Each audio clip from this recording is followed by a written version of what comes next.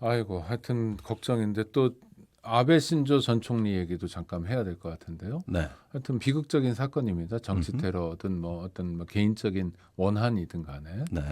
그런데 저는 오늘 의아했던 게 윤석열 대통령이 아시아의 번영과 발전을 위해 헌신하신 아베 신조 전 총리를 기리는 그 조의문을 써가지고요. 그건 네. 좀 오버하죠. 아니 지금 윤석열 대통령은 이 조문 추모 분위기를 한일 관계 개선의 어떤 계기로 또 삼으려고 하는데 네. 지금 나토 정상회의에서 그렇게 일본 보고 만나달라고 하는데 일본이 안 만나줬거든요. 한일 정상회담이 안 양국 열렸죠. 정상회담이 안 되면 약식으로라도 하자 그랬는데 그것도 안 만나줬거든요. 그러니까 이번에는 또 이제 아베 추모 분위기에서 하는데 지금 아베 추모 분위기란 게 뭡니까? 일본 우익의 재부흥 그것이 평화헌법 개정으로 나가는 흐름이에요. 네. 지금 아시아 국가 중에 이거 환영하는 나라가 어디 있습니까? 대한민국 빼놓고. 아니, 오히려 이거를 대한민국이 갖다가 하는 거죠. 네. 지금 윤석열 정부는 이 기회에 한미일 군사협력, 안보협력까지 밀고 나가자는 거거든요. 네. 도대체 그 안보협력이 삼국 공동 군사훈련을 넘어서 뭐까지 내다보고 이러시는 건지 모르겠는데 도대체 일본한테 얻을 게 뭔지 모르겠는데 제가 알기로 일본의 군사위성이 탁월하다, 조기경보기가 탁월하다 뭐 이러는데 맨날 북한이 뭘 쏘면은 정보를 주는 나라는 한국이고 일본은 받아만 가거든요. 우리는 거꾸로 하는 정보 거죠. 제공국이고 일본은 수혜국이거든요. 네. 근데 왜 자꾸 당장 얻을 게 없는데 저렇게 목매는지 전 이해가 안 가요. 의원님 이제 정규 방송 시간이 약 2분밖에 안 남았는데 제작진 말씀이 네. 혹시 시간 가능하시면 10분만 후토크 그 유튜브 청취자들을 위해서 가능하신가? 가능합니다. 네, 그러면은 그렇게 후토크- 말했는데 어떻게 거절을? 말했는데 거절 어떡합니까? 맞습니다. 아니 그래서 지금 평화헌법 개정을 대한민국 정부가 찬성한다 이런 입장은 아니잖아요. 그건 아니에요. 네. 그러나 그런데 결과적으로 찬성하는 것과 다름없다. 아니 그러니까 이 지금의 작금의 아베 이후의 일본 사태를 보면은 네.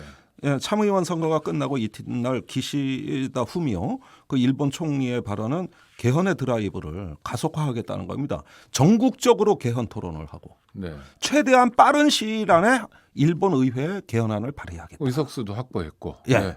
이래가지고 이 기회를 놓치지 않고 그래서 일본의 국가 정체성이 지금 전환되고 있어요. 몇 년 전 2018년에 똑같은 시도했다 실패했습니다. 네. 그때 일본 국민들 반대가 더 많았어요. 지금 63%가 찬성입니다. 그러면 그런 여론조사 지지율이 실제 국민투표로 이어질 가능성도 굉장히 높겠네요. 그러니까 특히 아베 신조의 죽음 이후이기 때문에. 그렇습니다. 네.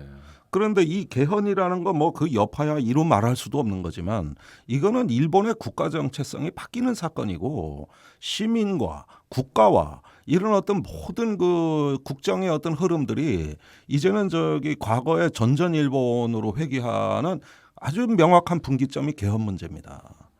이게 2차 대전 결정적이에요. 이전의 일본을 다시 만날 수도 있다. 그러니까 일본 민족주의, 네. 일본 국가주의의 그 재부흥이거든요. 네. 예, 그것이 개헌 문제라는 거예요.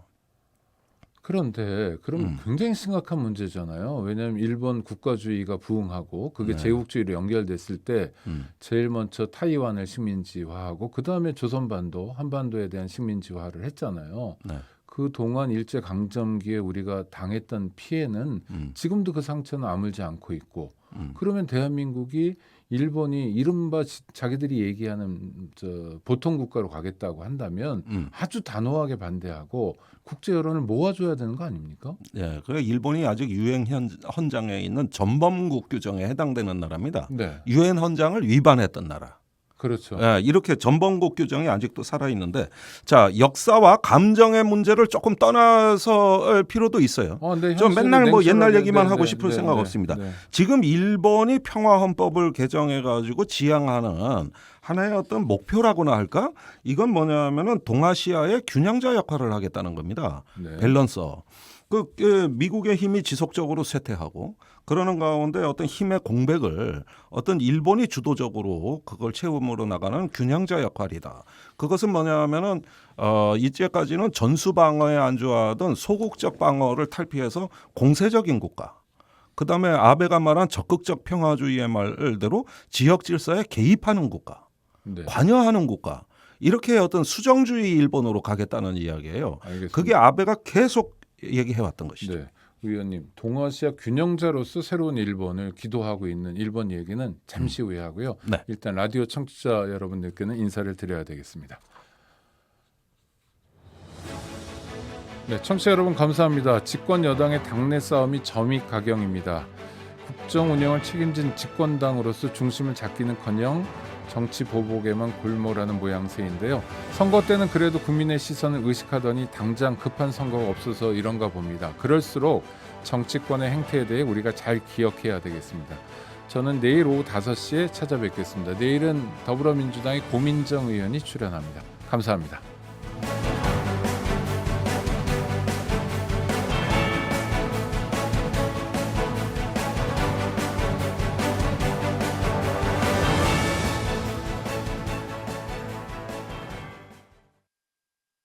네, 오창익의 뉴스 공감 유튜브 시청자들을 위한 특집 방송을 지금부터 하겠습니다. 김종대 전 의원 모시고요. 예.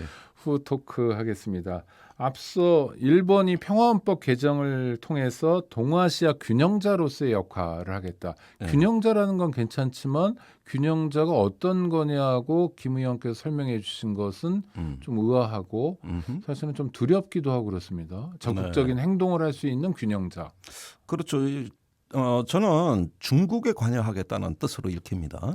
중국에 관여한다는 예. 건 어떤 의미입니까? 그러니까 네. 일본의 방위백서가 중국을 주된 위협으로 표방한 게 2018년부터입니다. 네.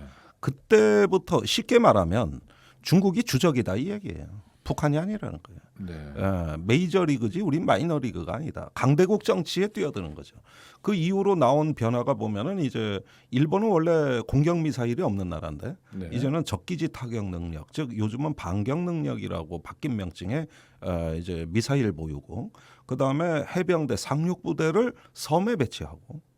더 나가서는 그 방위비를 지금 GDP 1%에서 2%로 올려가지고 이제는 우주 전력까지 보유하는 강한 군사력, 힘에 의한 평화 이런 걸로 이제 이야기되고 있죠. 그 다음에 일본이 주변국하고 전부 영토 분쟁을 하고 있어요. 네. 예, 중국하고는 대오디대오 센카쿠 열도, 네. 센카쿠에서 쌩 까고 있죠. 그 다음에 네. 러시아하고는 쿠릴 열도, 네. 한국하고는 독도.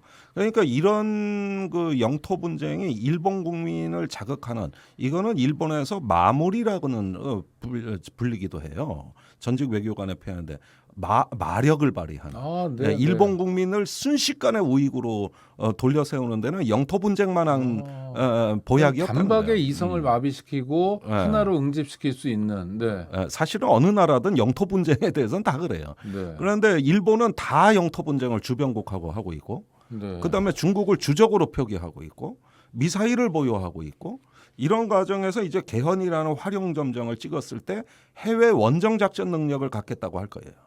그러면 파병도 하겠다. 뭐 이라크 같은 사태가 벌어지면 뭐 그런 말도 하기 시작하겠네요. 그러니까 1차적으로 해외 원정 작전을 할 수 있는 단초는 2014년에 아베 총리 시절에 네. 집단적 자위권을 공표하면서부터입니다. 네. 그러나 이런 것들은 위헌 논란이 많았던 거예요.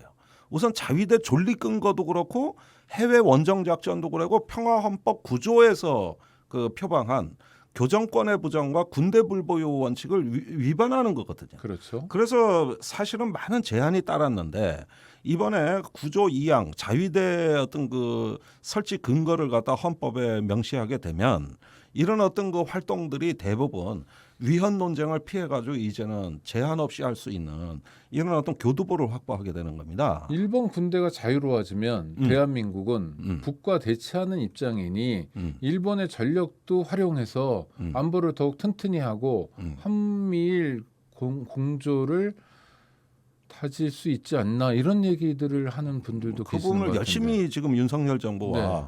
이제 그 보수적인 인사들이 열심히 그 주장을 하고 계세요. 네. 그런데 그 일본하고 협력을 한다고 할 때 우선 그 제일 중요한 게 정책의 공조인데 네. 아시다시피 일본이 중국을 주적으로 삼고 있고 또 그러는 가운데 주변국하고 영토 분쟁하는 거하고 어떤 정책적인 공통점이 우리나라와 있습니까? 두 번째, 북한에 대해서 도움이 된다 그랬는데 지금까지 일본의 군사력이 우리 정보 면에서 우리보다 못하다는 게 수시로 확인되고 있고, 두 번째는 일본이 북한을 별도의 주권 국가로 본다는 거예요. 네. 대한민국 주도로 한반도를 통일한다는 것을 찬성한다고 얘기한 적이 없어요. 네. 그다음에 지금은 한미 동맹으로 우리가 단순 명료하게 한반도 위기 관리를 하고 있는데 여기에 또 하나의 행위자 일본이 끼어들었을 때 그 위기 관리의 틀은 바뀝니다. 우선 일본이 불안감이 우리보다 높은 나라이기 때문에 툭하면 오경보를 내려요. 미사일 2발 쐈는데 3발 쐈다 그러고 아이고 저런. 안 네. 쐈는데 쐈다 그러고 네. 이런 것들이 자꾸 일본에서 이런 오류가 나오고 이러니까 일본 정부는 그럼에도 불구하고 한국 정부보다 1시간이라도 빨리 발표하는 데 집착하고 있어요. 네. 결국 일본 국민들에게 잘못된 정보를 뿌리면서까지 자기 존재감을 나타내고 싶어요. 아니 근데 빨리 하는 거가 어떤 이익이 있습니까? 아니 그게 뭐 무슨 일본 영토로 쏜 것도 아니고 바다에다 쏴버리는 건데 그거를 뭐 10분 또는 1시간 일찍 해서 얻는 게 뭐예요? 존재감 과시입니다. 우리도 보고 있다. 네, 그런데 네. 항상 잘못 발표하는 거를 얼마 있으면 한국 정부가 정정 보도를 해줘.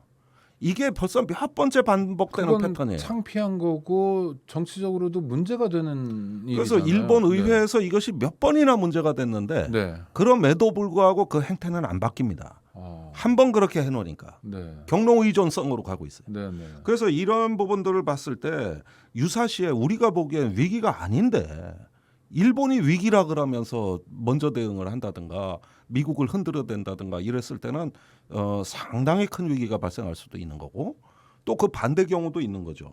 일본한테 우리가 경고를 해주면서도 지금은 위기라고 해줄 수도 있는데 그걸 의심하게 되면 또 문제가 발생하게 되고 그러니까 국제 위기 관리는 간단 명료해야 되는데 행위자들이 많아지니까 네. 2명이 하던 걸 3명이 해버리니까 이 위급한 순간의 위기 관리에 이게 일본이 과연 우리나라에 도움이 되는 존재인가? 이런 그러니까- 부분들 따져봐야 될 거 아닙니까? 그러니까 지금 김 의원님 말씀드리면 실익도 별로 없고요. 또 국민 정서 물론 우리가 뭐 과거에만 붙들려 살 수는 없지만 룰도 문제고 또 일본의 태도도 문제인데 윤석열 정부는 왜 이렇게 걸음을 서두르는 거죠?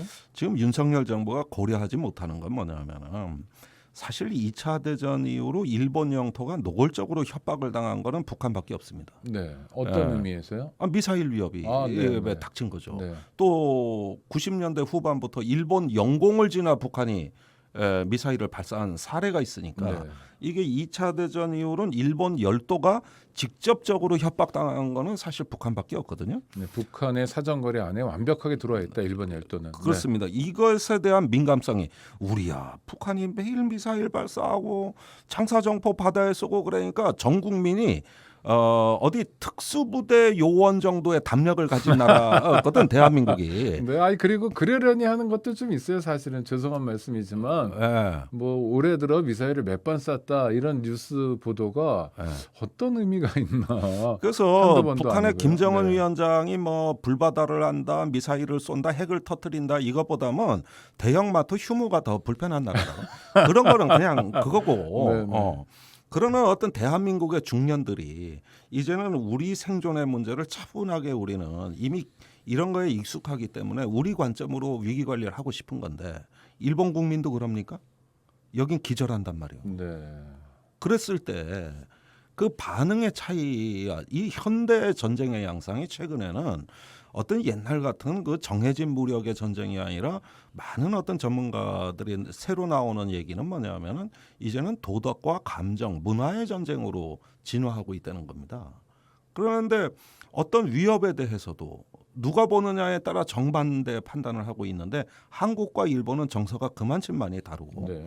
서로 이 합의하기 어려운 인식의 강이 흐르고 있어요. 이런 것들이 위기 관리에 있어 가지고 일본의 어떤 조급증, 조바심 또는 불안감이 자칫 우리 위기 관리에 영향을 줄 수도 있는 아주 아니, 나쁜 시나리오가 존재한다는 그렇게 것이죠. 조바심을 내고 조급한 사람들과 손을 꼭 잡고 가려는 윤석열 정부의 의도는 뭐예요? 그러니까 이제 그 한국의 아베가 되고 싶은 뭔가 이 힘을 앞세워서 뭔가 이 우익과 손을 잡고 그걸 자유라는 이름으로 연대하고 이런 어떤 꿈을 꾸고 있는 것이죠. 그건 한때 아베가 꿨던 꿈입니다. 네. 예. 그런 것들을 자꾸 지향하게 되니까 이제 윤석열 정부가 원래 지금 해야 될 거는 줄서기가 아니라 살피기입니다. 줄서기가 아니라 살피기. 네. 광해군이 명청이 이제 그 헤게모니가 전환되던 시대, 야 중국 대륙이 어떻게 되는 거냐, 좀 살펴보고 그 청나라 그때 누르하치죠. 네. 그 대화 좀 해라. 이게 살피는 정치야. 그러나 그때 사대주의자들은 뭐야? 줄 서야 됩니다. 우리가 제조지은을 잊었습니까? 임진왜란 때 그 도와준 중국에 대한 은혜를 잊었어요? 이게 말이 됩니까? 이건 4대에 어긋납니다. 그러니까 줄서기냐 살피기냐의 그 스타일 전쟁이었잖아요. 네. 근데 우리는 살피기를 원하는 거예요. 왜냐? 세계가 뭐 민주주의와 뭐 권위주의 국가로 양분된다 그러지만은 한꺼풀만 벗겨놓고 보면 여전히 국익 중심의 각자 도생의 시대가 전개되고 있는 걸 그렇죠. 봤을 뭐 때 일본을 민주주의라고 보기 어려운 부분도 참 많잖아요. 70년 뭐 일당 그래도 독재인데 뭐, 아니 물론 지금은 다당제입니다. 뭐, 사실은 네, 예. 뭐 북한이나 어. 중국보다는 훨씬 더 민주적이겠지만 그래도 네. 그 민주주의와 우리 민주주의는 다르죠. 또 다르죠. 지금은 자유가 자유를 억압하고 평등이 평등을 억압하는 시대예요. 네. 같은 가치도 어떤 맥락에서 주장하느냐에 따라서 서로 적이 되는 사회입니다. 그런데 어떻게 권위주의와 자유사회로 양분됩니까? 그건 너무 단순한 그 판단이고 냉전을 냉전적 겪었을 사고죠. 때 네. 그 익숙한 관념을 소환해서 네. 현실에 덮어 씌우다 보면 그렇게 단순해져요. 네. 그러나 그것보다는 저는 살피자는 주장이에요. 줄서기보단 살피기다. 왜냐? 세상은 그보다 복잡하고 그 갈등도 하나의 단순한 갈등이 아니라 메타 갈등의 시대. 경제와 정치와 문화와 역사와 감정과 도덕이 어우러지는 메타 갈등의 시대이기 때문에 이런 복잡계의 세계에서는 그런 식의 줄서기 단순한 어떤 세계관 이거는 이데올로기다. 이런 거예요.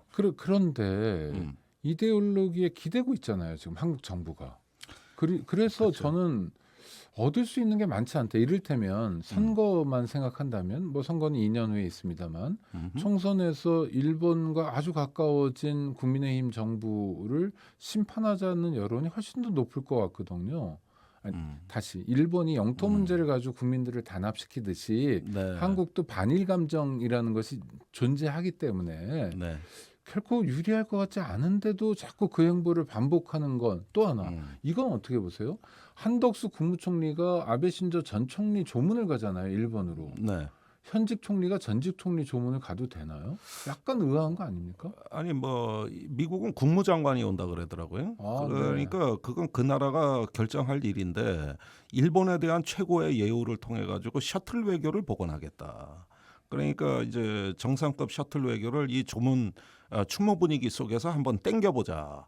이런 어떤 그 배팅이라고 봅니다. 네. 그런데 위험한 배팅이죠. 지금 일본은 한국에 대한 혐한 사상이 최고조에 도달해 있고 그러면서 우익의 재부흥이 된다면은 그것은 그 한국을 자기 아래의 어떤 그 갑을 관계로 이렇게 바라보는 관점이 이제 점점 더 거세지게 될 거고 이게 우리 국민들에게 매우 중대한 도전으로 비춰질 건데. 그러니까 한국 정부는 일본 정부를 향해서 구애, 애정을 구하고 있고 네. 일본 정부는 이번에 마드리드에서 했던 것처럼 니들하고 안 놀아. 네. 이렇게 무시하고 있는 상황이 반복된다는 거잖아요. 반복되고 선거 끝나면 좋아질 거라고 정부는 말해 왔는데. 참의원 선거 끝나면. 그런데 네. 그 선거 이후에도 일본 정부의 불변의 입장은 우리하고 관계 개선하면 역사 해결책은 한국 정부가 가져와. 그게 그 징용 노동자 문제 이런 것들 해결책 가져와. 그래야 만나. 가해자가 피해자한테 네가 어떻게 해결할지를 가져와라. 가져와. 네. 이거예요. 아유 불편해라. 네. 그러니까 그 입장은 불변입니다. 네. 뭐 선거 끝나고 뭐가 좋아집니까?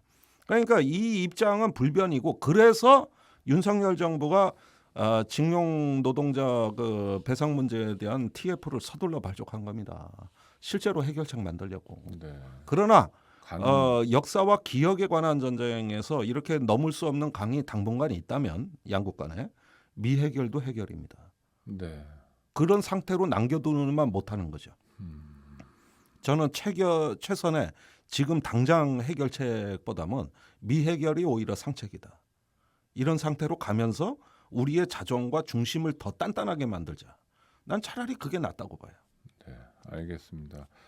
아이고 김정대 전 의원님과 함께했던 유튜브 후토크 감사하고요. 또 다음에 모시도록 하겠습니다. 청취자 여러분 감사합니다.